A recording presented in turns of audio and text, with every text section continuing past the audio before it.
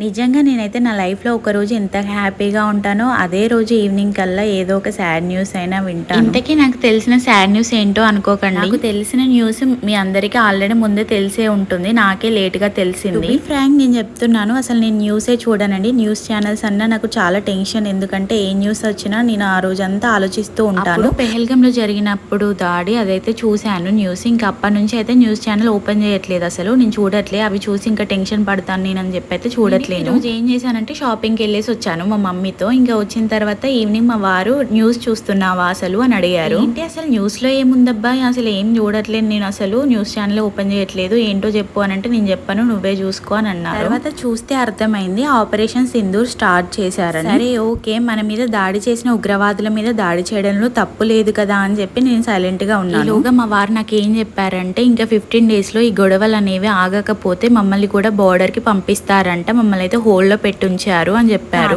మూడవ ప్రపంచ యుద్ధమే స్టార్ట్ అవుతుందని చెప్పి కొన్ని ఛానల్స్ చెప్తున్నాయి. కొన్ని ఛానల్స్ లో మాత్రం ఇది జస్ట్ స్ట్రైక్ మాత్రమే, మన వాళ్ళు ఉగ్రవాదుల మీద దాడి చేశారు కాబట్టి అది ఉగ్రవాదుల వరకే, పాకిస్తాన్ తో మనకేం వార్ జరగదు అని చెప్తున్నారు. అంతా పక్కన పెడితే మా వారిని బోర్డర్ కి పంపిస్తారేమో అని చెప్పి నాకు టెన్షన్ గా ఉంది. టెన్షన్ నాకు ఒక్కదానికే కాదండి, నాలాగే సోల్జర్స్ ఫ్యామిలీస్ అందరికి ఈ టెన్షన్ ఉంటుంది. వార్ జరగడంలో అయితే టెన్షన్ లేదండి, కానీ ఆ వార్ లో ఎంతమంది అమాయకుల ప్రాణాలు పోతాయో అని ఎంత టెన్షన్ లో కూడా మటన్ కర్రీ చేసుకొని తింటున్నావా అనుకోకండి. ఈ వీడియో మొన్నటిది.